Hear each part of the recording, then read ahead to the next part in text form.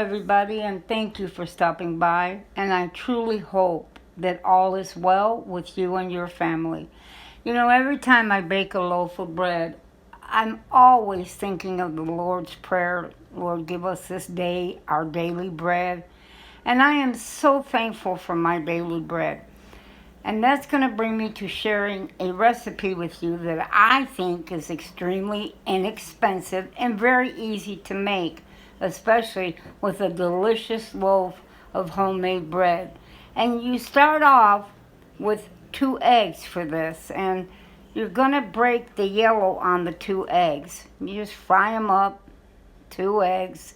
My dad called this a redneck steak and egg sandwich.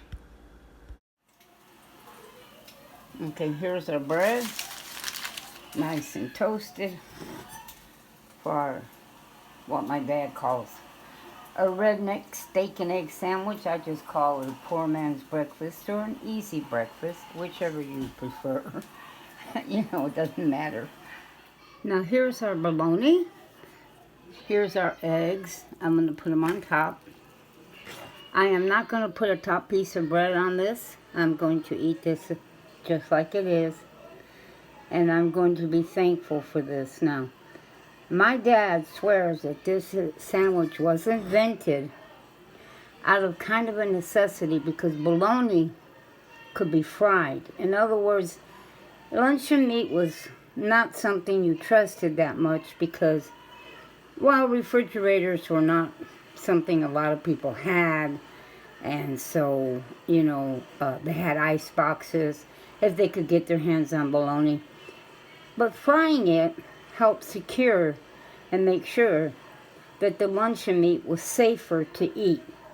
And there was always 1 or 2 pieces maybe left over, and this was an easy way to use those 1 or 2 pieces was to make bread, what they call, it's called a redneck steak and egg sandwich. And so this was an easy way. If you didn't have bacon, bologna was so cheap. It used to be. It's still cheaper than bacon, but this was an easy way to do this, and making it cheap, you know, for everybody. Everybody could have a piece of bologna and an egg on top of their bread. Quick, easy breakfast and not very expensive. Well, let's give God thanks for our daily bread. You would be ashamed to wake up one day and not even have bread anymore. So let's be grateful for what we have for today.